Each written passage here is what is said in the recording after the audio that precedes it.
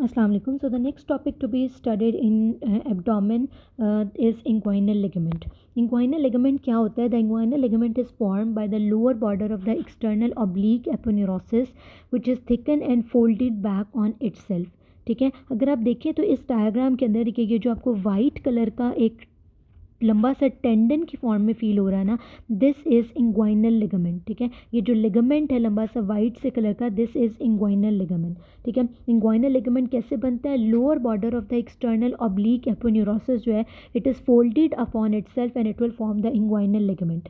Inguinal ligament कहाँ से कहाँ एक्सटेंड करता है? इंग्वाइनल लिगामेंट जो है वो एंटीरियर सुपीरियर आइलियक स्पाइन, ये देखिए ये anterior superior iliac spine show की हुई है, एंटीरियर सुपीरियर आइलियक स्पाइन से लेकर यहाँ प्यूबिक टुबर्कल तक जो है ये एक्सटेंड करके आता है हमारा इंग्वाइनल लिगामेंट। ठीक है, तो inguinal ligament is form by the external oblique aponeurosis, ठीक है, which is folded back on itself और एक्सटेंड करता है from the anterior superior iliac spine to the pubic tubercle.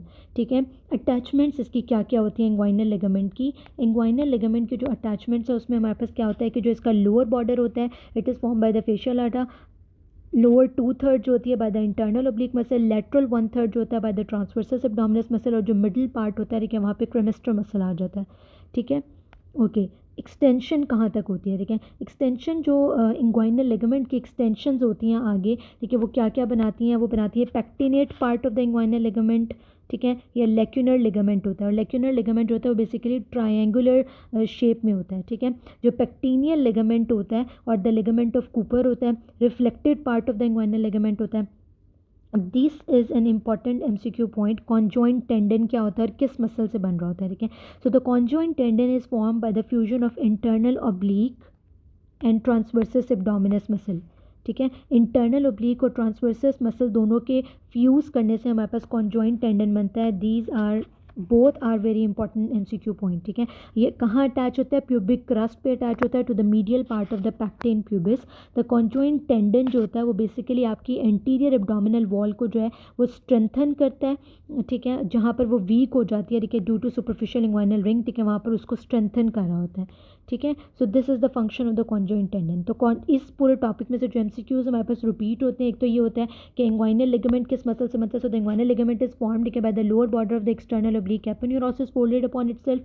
Second आता है कि कॉन्जॉइंट टेंडन कैसे बनता है? By the internal oblique and the transversus abdominis muscle की फ्यूजन से कॉन्जॉइंट टेंडन बनता है।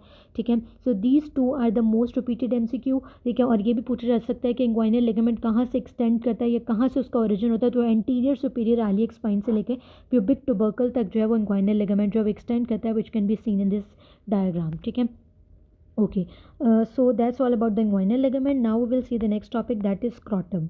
अब scrotum में क्या है कि scrotum is a cutaneous bag which consists of right and the left testes. ठीक है, scrotum में क्या होता है? right और left testes होते हैं, epididymis होता है, and the lower part of the spermatic cord होता है। ठीक है, लेयर्स ऑफ स्क्रॉटम जो होती हैं, ठीक है, दीज आर इंपॉर्टेंट। ठीक है, लेयर्स ऑफ स्क्रॉटम में क्या आ जाता है? सबसे बाहर जो है वो स्किन है। इस डायग्राम में अगर आप देखें तो सबसे बाहर क्या है? स्किन है। स्किन के बाद अगली लेयर डार्टोस मसल्स की होती है। ठीक है, उससे अगली लेयर होती है एक्सटर्नल स्पर्मेटिक फेशिया। ठीक है, उससे नेक्स्ट होती है cremasteric fascia, and then there is internal spermatic fascia. ठीक है, एक्सटर्नल स्पर्मेटिक फेशिया होता है, क्रेमेस्टेरिक फेशिया होता है, और उसके बाद हमारे पास आ जाता है इंटरनल स्पर्मेटिक फेशिया। इससे रिलेटेड जो एमसीक्यू आता है कि वो ये आ जाता है कि एक्सटर्नल स्पर्मेटिक फेशिया किस मसल से बनता है, क्रेमेस्टेरिक फेशिया किस मसल से बनता है, इंटरनल स्पर्मेटिक फेशिया जो होता है, ठीक है, वो किससे बन रहा होता है? ठीक है, तो जो एक्सटर्नल स्पर्मेटिक फेशिया होता है वो एक्सटर्नल ऑब्लिक मसल से बनता है। ठीक है, एक्सटर्नल स्पर्मेटिक फेशिया जो होता है, ठीक है, वो किससे बनता है? एक्सटर्नल ऑब्लिक मसल से। ठीक है, external spermatic fascia from external oblique muscle. जो क्रेमेस्टेरिक फेशिया होता है वो किससे बन रहा होता है? इंटरनल ऑब्लिक मसल से। क्रेमेस्टेरिक फेशिया बनता है इंटरनल ऑब्लिक मसल से। Okay, and the internal spermatic fascia is form by fascia transversalis. So internal spermatic fascia is form by fascia transversalis.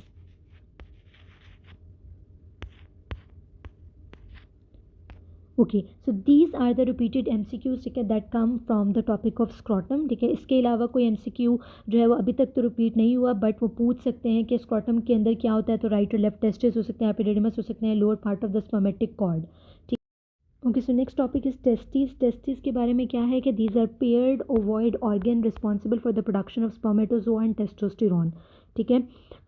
Coverings of testis कौन कौन सी होती हैं? ट्यूनिका वेजाइनालिस है, tunica albuginea and tunica vasculosa, ठीक है। 3 layers होती हैं फ्रॉम आउटसाइड टू इनसाइड, ठीक है। सबसे बाहर tunica vaginalis, then tunica albuginea and then tunica vasculosa, ठीक है।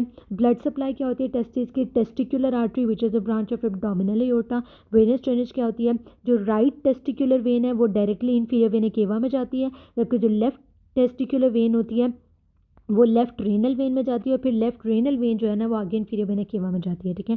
तो अब इसके साथ रिलेटेड एक क्लिनिकल है, एक इंपॉर्टेंट पॉइंट है, ठीक है, that is because the left spermatic vein enters the left renal vein at a 90 degree angle, flow is less laminar on left then on the right side, ठीक है। वो क्या कहते हैं कि जो हमने अभी बात की कि जो लेफ्ट टेस्टिकुलर वेन होती है ना, लेफ्ट टेस्टिकुलर वेन जो होती है वो क्या करती है? लेफ्ट रेनल वेन के अंदर जाती है, ठीक है। अब हमें वो ये कह रहे हैं कि क्योंकि left testicular vein left renal vein के अंदर एंटर होती है at an angle of 90 degree, तो यहाँ पर जब 90 डिग्री के ऊपर एंड होती है, ठीक है, वहाँ एक बेंड आता है, ठीक है, तो क्या होता है वहाँ पर जो फ्लो होता है वो लेमिनर फ्लो उतना नहीं रहता, ठीक है, थोड़ा टर्बुलेंट फ्लो हो जाता है, ठीक है। तो इसलिए क्या हो जाता है कि जो फ्लो होता है, ठीक है, वो लेस लेमिनर होगा लेफ्ट स्पर्मेटिक वेन में then on the right side, ठीक है, जिसमें right testicular vein directly inferior vena cava में ड्रेन करती है।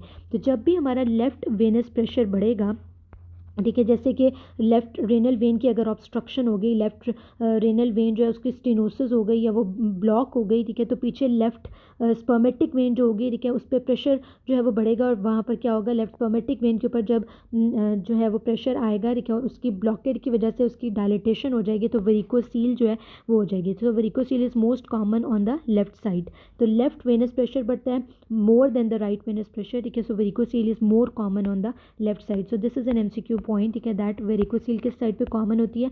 लेफ्ट साइड के ऊपर ज़्यादा कॉमन होती है। क्यों? क्योंकि लेफ्ट टेस्टिकुलर वेन जो है वो लेफ्ट रेनल वेन में ड्रेन करती है। Obstruction to the left renal vein, ठीक है, विल कॉज बैक प्रेशर, ठीक है, dilatation of the left testicular vein हो जाएगी, ठीक है, और अल्टीमेटली क्या होगा? वेरिकोसील हो जाएगी, ठीक है, जो कि which is more common on the left side. So